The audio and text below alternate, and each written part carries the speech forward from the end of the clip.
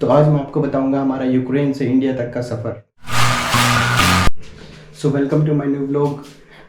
आई hope video पूरा देखिए, आपको इस वीडियो में बहुत मज़ा आने वाला है। तो अटैक शुरू होता है 24 ऑफ फेब को। फिर हम 6 दोस्त यूक्रेन से लीव करते हैं 26 ऑफ फेब को, जिसमें हमारा पहला टारगेट जाना होता है वोक्जालना स्टेशन पे।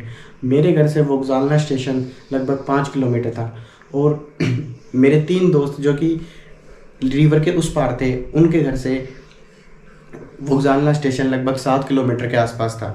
उनके लिए वहाँ से पैदल चल के आना और मेरे लिए वोक्जालना तक पैदल जाना बहुत मुश्किल था।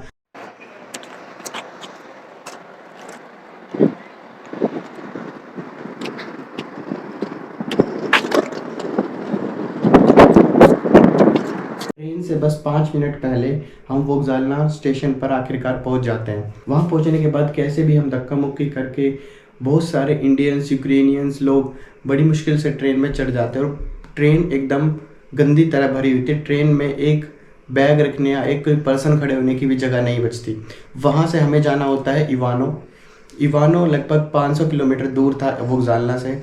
फिर उसके बाद ट्रेन में बैठने के बाद हम 6 दोस्त 2 ट्रेन के डब्बों के बीच का जो स्पेस होता है वहाँ बैठ के अपना पूरा सफ़र 500 किलोमीटर तय करते हैं। 500 किलोमीटर तय करना, वो भी 2 डब्बों के बीच बैठ कर, वो भी -7 to 8 डिग्री सेल्सियस में। आप समझ ही सकते होंगे कितना मुश्किल रहा होगा हम सब के लिए। और उसके बाद रात को 2:30 बजे हम इवानो स्टेशन पे उतर जाते हैं। वहाँ पे एकदम सन्नाटा, ना हमें कोई बस, ना कोई ट्रैम, ना कोई टैक्सी, कुछ भी नहीं, एकदम सन्नाटा। और पूरी सिटी में एक भी लाइट ऐसी नहीं थी जो जली थी। पूरी सिटी एकदम सुनसान। अगर इवानो में कुछ था तो सिर्फ पुलिस की गाड़ियाँ और अंधेरा था। और हम 6 के 6 लोग बहुत डरे हुए थे कि कर्फ्यू लगा हुआ था, कभी हमारे ऊपर कोई गोलियां ना चला दे। और हम एकदम बिना आवाज़ करे बैग को कंधे पे उठा के सभी लोग इवानो हॉस्टल की तरफ जा रहे थे। हमें उम्मीद थी वहाँ जाके हमें स्टे मिलेगी। इवानो स्टेशन से 5 किलोमीटर दूर चल के हॉस्टल था। वहाँ पहुँचने के बाद हमें लगा कि हमें हॉस्टल में स्टे मिल जाएगा, पर उन्होंने हमें स्टे देने से मना कर दिया। उन्होंने कहा कि कमांडेंट से बात करो। हमने कमांडेंट से बात करी, पर उन्होंने भी साफ मना कर दिया। उसके बाद हम सब लोग बहुत परेशान और सर्दी भी बहुत। मेरे दोस्त को मैंने कॉल किया जो कि हॉस्टल के पास जिसका फ्लैट था, और वो मेरा बहुत पुराना दोस्त था। मैंने उसको कॉल करके थोड़ा हेल्प मांगा। उसके बाद हम वहाँ से उसके घर गए।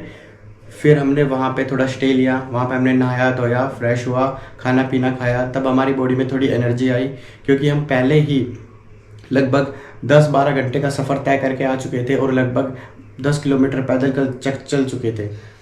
अब हम सुबह 8 बजे मेरे दोस्त के घर से निकल के बस के लिए जाने वाले थे। सुबह बस 10 बजे थी, जो कि यूनिवर्सिटी इवानो ने अरेंजमेंट किया हुआ था। वहाँ से हम रोमानिया बॉर्डर के लिए जाने वाले थे।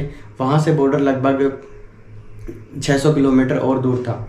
उसके बाद हमें कैसे भी अरेंजमेंट करके हम बस में बैठ जाते हैं सभी लोग, और बस से फिर हम बॉर्डर की तरफ मूव करते हैं। ये सफ़र लगभग 7 घंटे का होता है। और ये 4 बसेस हैं जिनके थ्रू हम जाने वाले हैं रोमानिया बॉर्डर की तरफ। और मेरे साथ काफ़ी इंडियंस हैं, लगभग 100 to 150 इंडियंस हैं जो हमारे साथ निकलने वाले हैं रोमानिया बॉर्डर के लिए। अब बस हमें रोमानिया बॉर्डर से लगभग 8 से 10 किलोमीटर पहले ड्रॉप कर देती है, क्योंकि बस का आगे जाना अलाउड नहीं था, उसकी वजह से ट्रैफिक हो सकता था। फिर हमें लगभग हमारे पास 20-20 किलो के बैग्स, पिट्ठू बैग। अब ये 8 से 10 किलोमीटर तय करने में हमें लगभग 3 घंटे लगे। इन 3 घंटों में हम बहुत थक चुके थे, परेशान थे, और इस चीज़ में हमारी बहुत हेल्प करी यूक्रेन के लोगों ने। वो लोग हर आधा किलोमीटर पे उन्होंने शेल्टर्स लगा रखे थे, जो हमें फूड, ड्रिंक्स, फ्रूट्स, एवरीथिंग जो हमें नीड था वो हर चीज़ प्रोवाइड करा रहे थे। में हमें लोग मिले जो कि यूक्रेनियन लोग हैं, हमारी काफ़ी हेल्प कर रहे हैं। इन्होंने हमें फूड भी दिया है और फर्दर आगे जाने के लिए, ताकि फूड, पानी, जूसेस वगैरह, चॉकलेट्स, हर चीज़ है यहाँ। ये लोग काफ़ी हेल्प कर रहे हैं एंड थैंक यू टू। इस चीज़ में उन्होंने बहुत हेल्प की, so thank you to the Ukrainian people जिन्होंने इतनी मदद की हमारे लिए। 21 घंटे का सफ़र तय करने के बाद हम रात के 8 बजे 27 तारीख को रोमानिया बॉर्डर पे पहुंच जाते हैं। अब रोमानिया बॉर्डर पे हमें क्या देखने को मिलता है, रोमानिया बॉर्डर पे इतनी ज़्यादा भीड़ थी, लगभग 2000 इंडियंस और साथ में यूक्रेनियंस लोग वहाँ पे फंसे हुए थे, वो बॉर्डर क्रॉस नहीं कर पा रहे थे।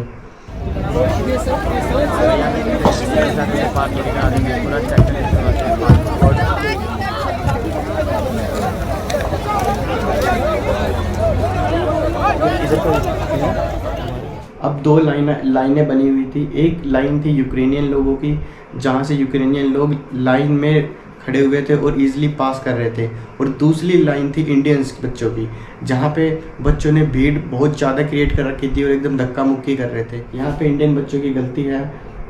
अगर इंडियन बच्चे इतनी भीड़ क्रिएट ना करते और धक्का मुक्की ना करते तो और इजीली लाइन बना के सीधे जाते तो शायद उन्हें इतनी परेशानी ना होती। हमारी किस्मत अच्छी थी कि हम 4 घंटे में भीड़ वगैरह क्रॉस करके बॉर्डर क्रॉस हो गए, हम 6 के 6 दोस्त। बट कुछ बच्चे ऐसे थे जो 3-3 दिनों से फंसे हुए थे, और उस दिन सबसे ज़्यादा बच्चे क्रॉस हुए थे। उसका भी एक रीज़न था, और ये हमारी सबसे बड़ी जीत थी रोमानिया बॉर्डर पे कि हम सभी दोस्तों ने सभी लोगों को समझा के एक लाइन में 2 लाइनें बनवाई और 2 लाइनों में सभी बच्चों को निकाला। जितने मैक्सिमम बच्चे हो सकते थे उस टाइम पे हमने लगभग अप्रोक्स 250 से 300 बच्चे को बॉर्डर क्रॉस कराया।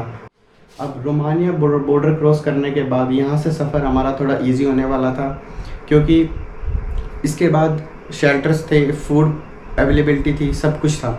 तो रोमानिया बॉर्डर क्रॉस करने के बाद हमारे पासपोर्ट पे स्टैंप्स लगे, उसके बाद हम रोमानिया में पहुंच गए। रोमानिया पहुंचने के बाद रोमानिया के लोगों ने बहुत अच्छी फैसिलिटी दे रखी थी। उन्होंने हर चीज़ पहले से एकदम अरेंज करके रखा हुआ था, खाना पीना हर चीज़, blanket, coffee, food, SIM cards, everything we need. They are very very good people. They help. So thank you to the Romania government and Romanian peoples. और रोमानिया में हमने थोड़ा बहुत खाने पीने के बाद बॉर्डर के पास ही एक शेल्टर था जो कि इंडियन एम्बेसी ने अरेंज करा हुआ था। वहाँ पे तंबू, एक टाइप का तंबू टाइप लगाया हुआ था।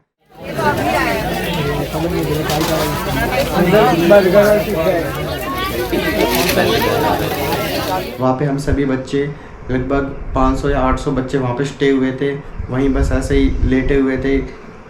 वहाँ हम लगभग रात के 2:30 बजे तक वहीं पे रहे। उसके बाद हमें रात को 2:30 बजे वहाँ से दूसरे शेल्टर में शिफ्ट किया गया, जो कि वहाँ से 30 किलोमीटर दूर था।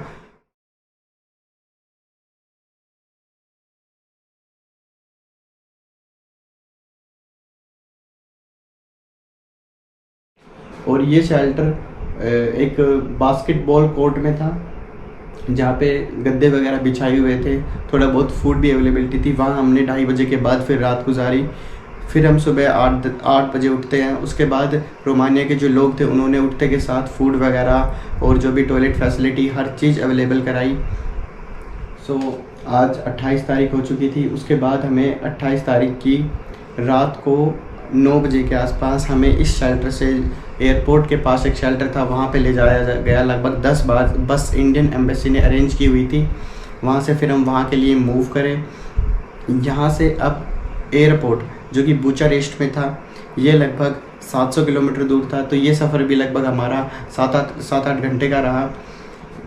तो अब हम 1 मार्च की सुबह को 3rd शेल्टर में पहुँचते हैं।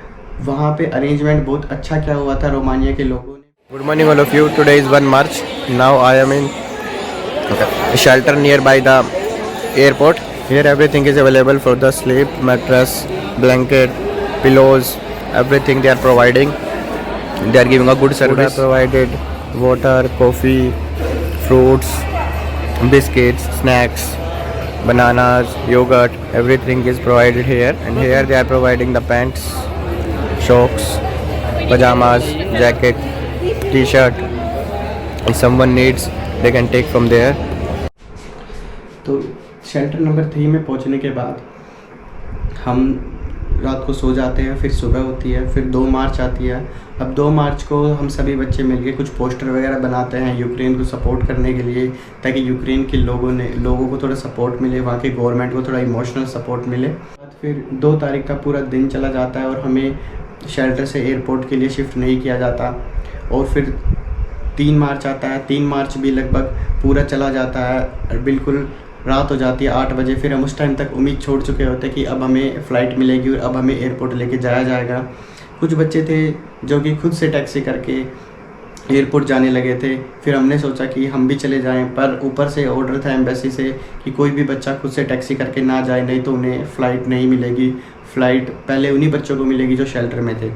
उसके बाद हम खाना वगैरह खा के आराम से लेट जाते हैं। हम सिर्फ 5 बच्चे, पूरे शेल्टर में सिर्फ 5 बच्चे बचते हैं और जितने भी लोग हैं लगभग 250 से 300 लोग उस टाइम शेल्टर में थे, वो सभी लोग जा चुके होते हैं।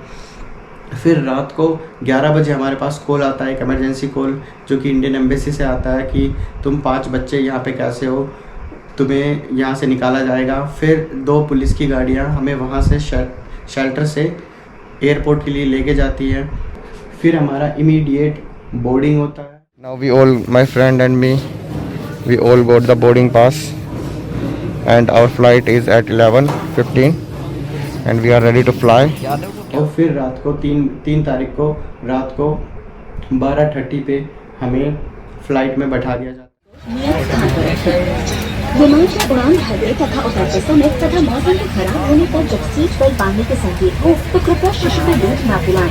फ़्लाइट में बैठने के बाद 7 घंटे का सफ़र होता है फ़्लाइट को, और सुबह हम लगभग 9 बजे इंडिया में लैंड कर जाते हैं।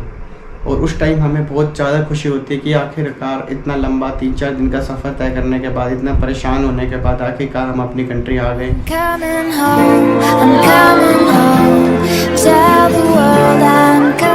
उसके बाद बीजेपी के गुजरात के सांसद अपनी फॉर्मेलिटीज़ करने आते हैं, हमें गुलाब दे के जाते हैं। उसके बाद हम वहाँ से अपने घर के लिए जाते हैं, गाड़ी में बैठते हैं और आखिरकार फिर हम सब लोग घर पहुँच जाते हैं 4 मार्च को। हमने 26 को लीव किया था, 25-24 को बम फूट रहे थे हमारे घर के पास।